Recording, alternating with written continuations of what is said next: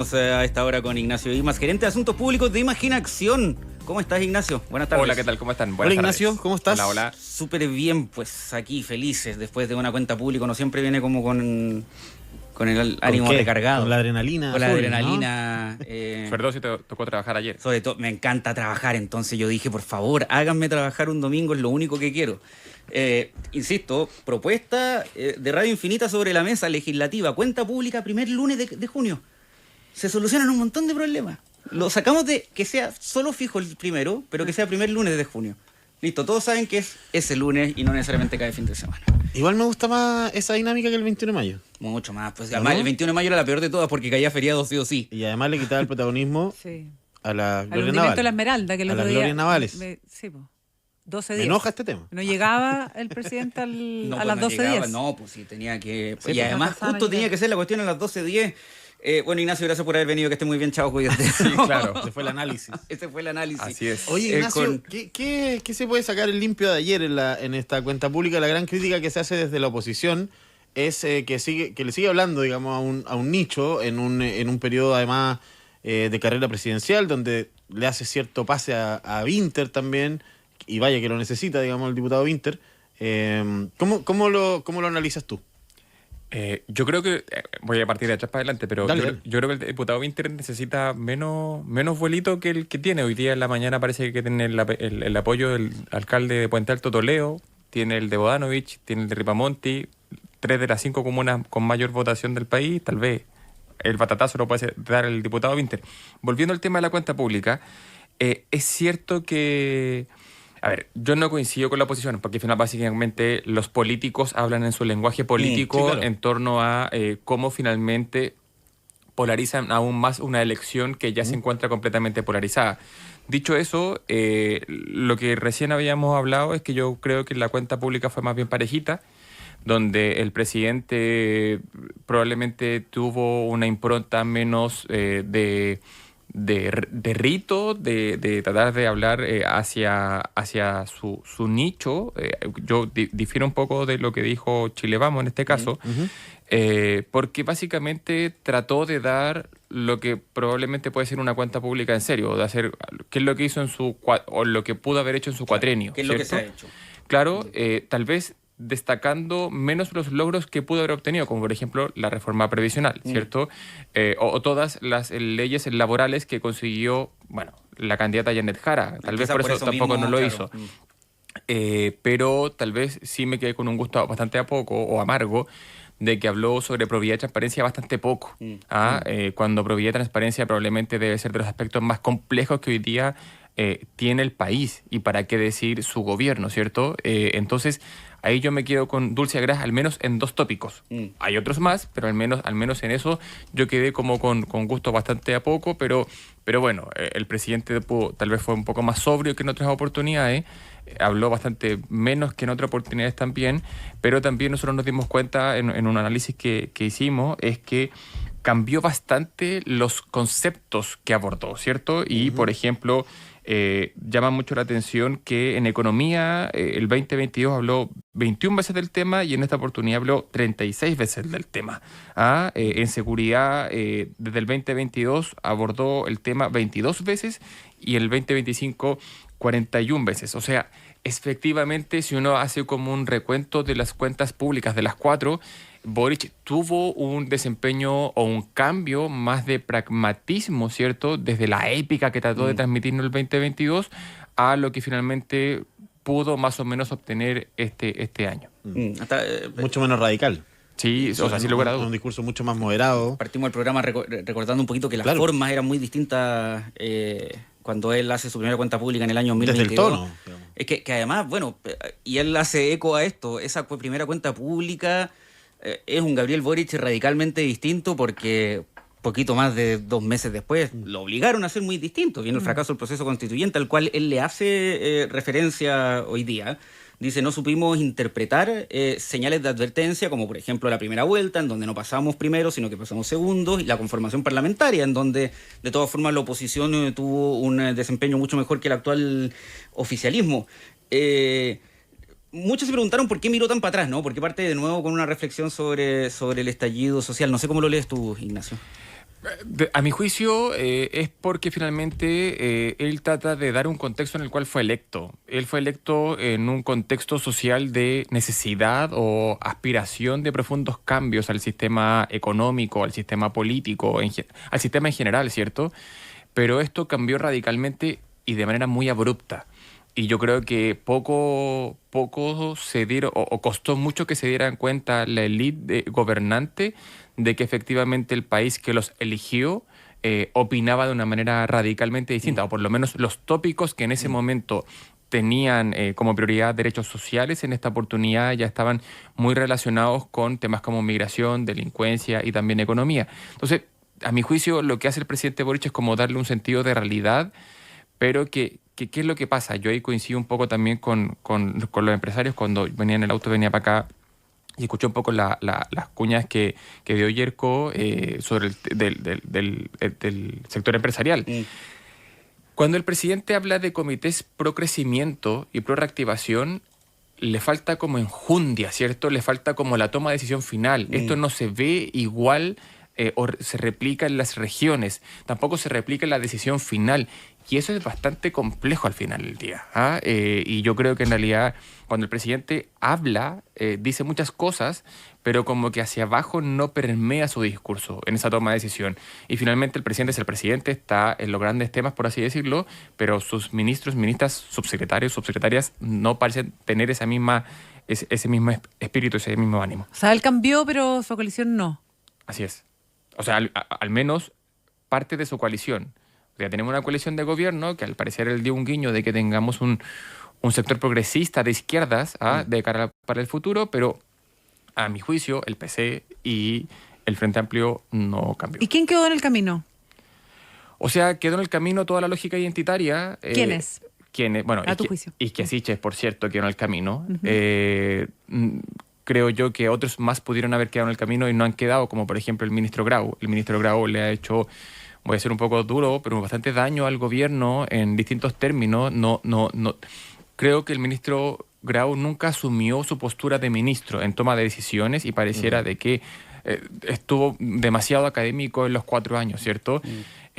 También voy a ser un poco duro. Tal vez la ministra Maisa Rojas debió haber quedado en el camino porque regularmente es una piedra de tope para todas estas dinámicas y se instaló como la antítesis de Mario Marcel, lo que le hizo bastante mal al gobierno en particular porque tuvimos esta diada Marcel Rojas que regularmente no se veía en otras administraciones, ¿cierto? Una ministra que está bien que esté empoderada, ¿cierto? Es una dinámica de medioambientalista, pero demasiado duro en ese tema, o por lo menos ella no entendió que hay que ceder un poquito.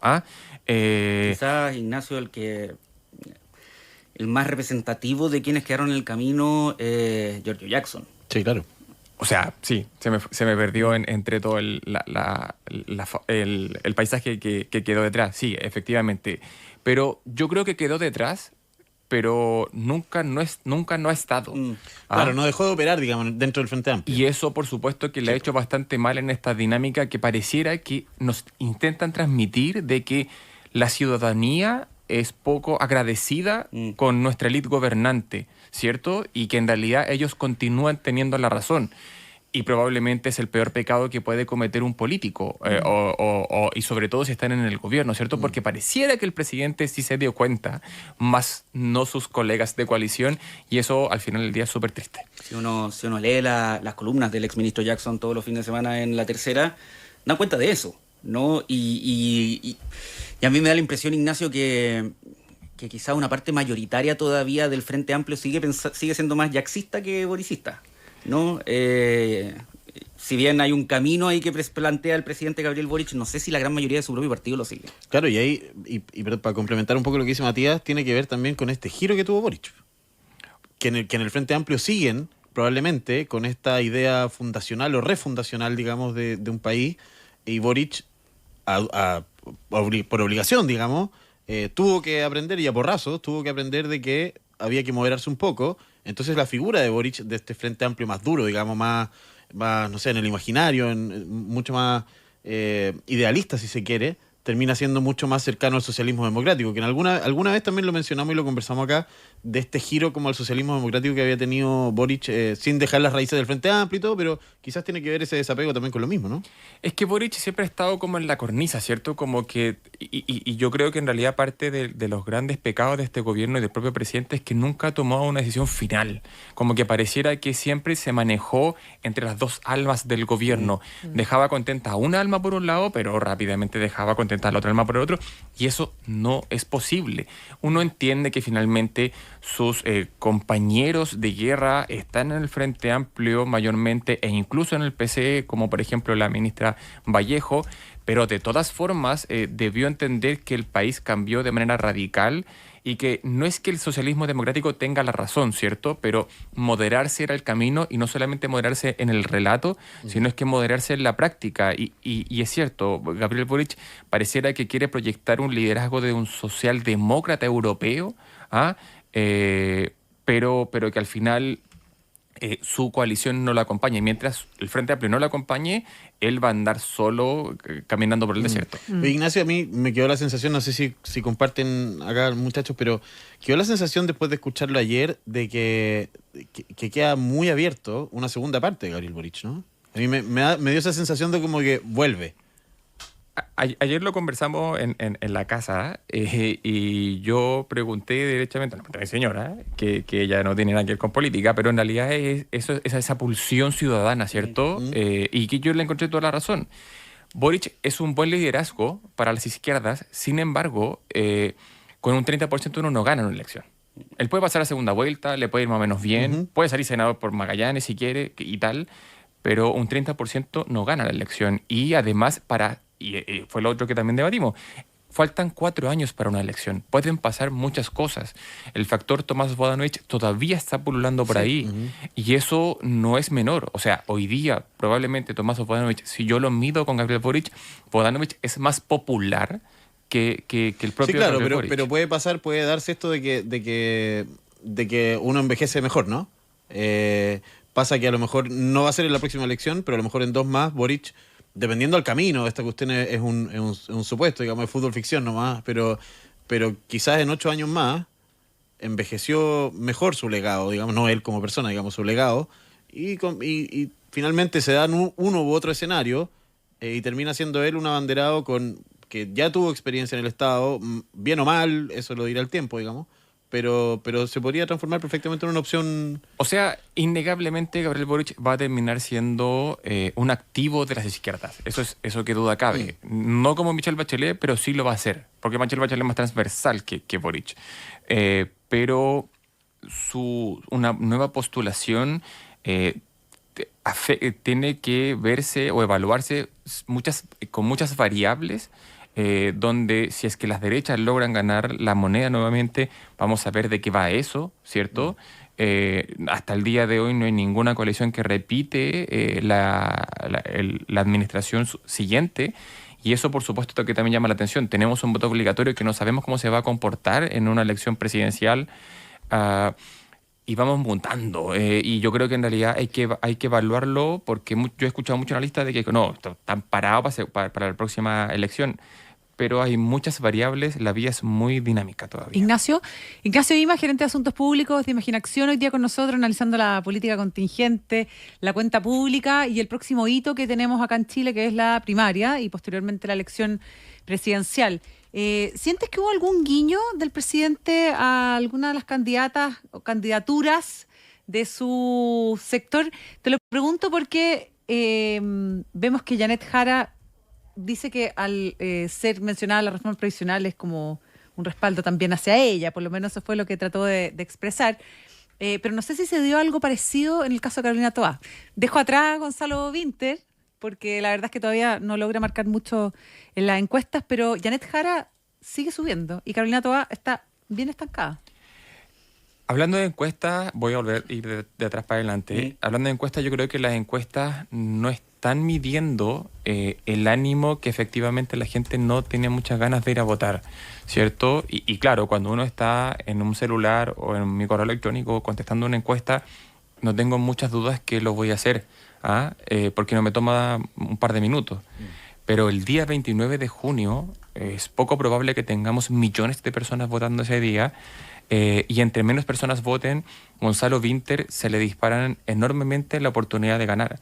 Mientras él tenga el apoyo de alcaldes y alcaldesas de comunas con importantes bolsones electorales, y como sabemos que son elecciones más bien de partidos donde hay mucho acarreo de personas, Vinter puede tener una buena performance en esa elección y puede dar el batatazo que hoy día no lo estamos viendo, ¿cierto? Y como que nos seguimos pensando de que esta lógica dupla Toá-Jara se está disputando el primer lugar, pero en general las 4 candidaturas, o mejor dicho, la primaria, no siento que haya una sensación de que prenda mucho. Y contestando a la pregunta, Catalina, perdón, yo no vi un gesto a alguien en particular, ¿cierto? Tal vez sentí de que intentó darle un gesto incluso a la ex ministra Toá en tanto el tema de seguridad, dice que cambió y tal. Pero los grandes logros de este gobierno están íntimamente relacionados con lo laboral. Con trabajo. Y eso es un hecho, es un fact, y no lo podemos desmentir, ¿cierto? Probablemente la gran herencia que tiene este gobierno, o el gran legado, es lograr una reforma previsional. Sí. Y la falencia es seguridad. Y la falencia, Exactamente. efectivamente. Pese a que el discurso es que ha sido el gobierno que más ha aprobado proyectos de seguridad, y que es verdad, digamos, en cuanto a hechos consumados. Y economía, digamos, donde economía está también. el ministro Marcel. Lo que llama la atención es que si bien han logrado una cantidad importante de proyectos de ley relacionados con seguridad, ¿cierto? E incluso si uno se pudiera ver las cifras de seguridad e inmigración, es efectivo que la cosa están dando. Sí. Pero hay un trecho entre lo que la gente puede mostrar en cifras y lo que la gente realmente siente que es efectivo o no. Y está el hoyo que hay entre esas dos percepciones de que las personas están siendo excesivamente pesimistas con sus gobernantes, y en este caso estos gobernantes. Por eso a veces uno le cuesta ver de que la candidata Matei genere tanta expectativa y sea tan crítica del gobierno, porque después en un año más tal vez a ella le toque encabezar este estado, ¿cierto? Donde la gente tiene como una pulsión muy pesimista en torno a su gobernante y en torno a la élite. Sí, pues totalmente. ¿Y será por esa la razón que sube más Janet Jara y Toá no cae, digamos, más bien en la última cadena? Yo creo que en realidad como que toda la agenda está súper concentrada en ambas, ¿cierto? Y no es una crítica, pero esto puede ser porque en realidad las expectativas que generaron ambas ministras del gabinete, que renunciaron en marzo-abril, genera como un ambiente de que los ojos están ahí, pero la elección se gana con votos. Y querámoslo o no, se ganan con acarreo ese día. Y si, insisto... Oye, ese día, las primarias, todo esto, caen para las vacaciones de invierno. ¿Verdad? Yo, no... Es cierto. Es que yo encuentro que es un elemento a considerar. Primarias que son voluntarias. El voto es voluntario, eso sí. Además. Claro. Pero en participación yo creo que influye mucho. Sí, claro, en la participación de todas Va a maneras. haber mucha Sí, gente que no va a estar en su ciudad de votación. Totalmente. Sí. Oye, y hablemos un poquito de la derecha, porque nos hemos centrado en la cuenta pública, en Boric, en su sector, pero hablemos un poquito de la derecha, con Evelyn Matei, que si bien está sólida en las encuestas, volvemos a lo mismo, el día 29 vamos a ver qué va a pasar, pero ¿cómo se está dando y cómo se está jugando esta estrategia de Matei, que ayer, después de la cuenta pública, está con un discurso muy radicalizado? Muy radicalizado. Ayer fue muy dura después de la cuenta pública del presidente. Dijo que prácticamente que vivía en un país que no existía, digamos, que no era la realidad. ¿Cómo se puede leer esa estrategia, digamos, de ser más dura, de acercarse quizás más al votante de Kaiser, de ir a robarle algo a Kast en ese sentido, pero al mismo tiempo tienes un riesgo de perder la moderación, digamos, de una centroderecha más neutral, digamos, ¿no? Yo creo que la candidata Matei, o Evelyn Matei, tiene un doble juego que es bastante peligroso, insisto, también en esta lógica de que anda por la cornisa también le pasa un poco a ella, de ser más dura o ser un poco más moderada. Ella no se caracteriza por ser una persona moderada, sino es que más bien una persona más bien dura. Y su relato lo ha construido en la lógica anti-Boric y anti-gobierno. que es eficiente porque al final del día, hoy día, la mayoría son críticos de este gobierno, ¿cierto? Y la mayoría puede encontrarle un aspecto negativo a este gobierno. Entonces, claro, es una estrategia que da. Sin embargo, es una estrategia que también tiene un techo, ¿cierto? Porque al final del día hay un sector de personas moderadas que los tiene un poquito hastiado esta pelea política o este lenguaje duro y que desean finalmente barrer hacia adentro, construir país. Y yo no sé si esa es la tecla que desea tocar la candidata Matei, porque al menos algunas personas nos transmiten que esa es la estrategia que tiene, pero la raya para la suma, cuando ella habla, no pareciera que está esa estrategia llevándose a cabo, ¿cierto? O desplegándose. Pero claro, hoy día es un gobierno que es tan débil que es súper fácil pegarle, ¿cierto? Además un gobierno que pareciera que ya está bastante de salida, ¿cierto? Y lo poco que puede llegar a ser depende de muchos factores, pero la candidata Matei debería tender a entender que no es que a ella le estén aclamando las grandes multitudes, sino es que más bien pareciera que es como lo que hay, más que la aclamación popular, por ejemplo, de una Bachelet 2014, ¿cierto? Que después tuvo bastantes ripios, pero que finalmente probablemente ella es la última persona que llegó a ser, no sé si aclamada, pero sí que en realidad tuvo una multitud detrás de ella. Y Matei tiene una tremenda responsabilidad porque el país que está heredando, o si es que ella lo va a encabezar, tiene que pasar por el Congreso. Y el Congreso es un Congreso cada vez más atomizado. Ignacio Ima, gerente de Asuntos Públicos de Imagina Acción, con el análisis posterior a esta cuenta pública. Gracias, Nos quedaron N temas ahí. N temas. Se vienen unas elecciones, así que va a haber tiempo para Voy a conversar. estar de Para vacaciones. cuando ustedes quieran. Muy Muchas gracias. entretenido. Voy a que estar estén de muy bien. vacaciones de invierno, sí. Oye, encuentro que ahí lo de las primarias, es que yo no lo había Sí, pensado, Sí, no sé si pero ustedes lo habían tienes toda la calculado, razón. pero Tampoco lo había calculado. yo lo encuentro bien importante. Yo no sabía si iba a estar equivocado. Yo creo que hay que, Cuando dijo 29 de junio, dije, chuta, voy a tener Yo creo que hay que- recalcular. hay que cancelar las vacaciones de invierno. O las primarias. O adelante. No, porque, o ojo, adelante.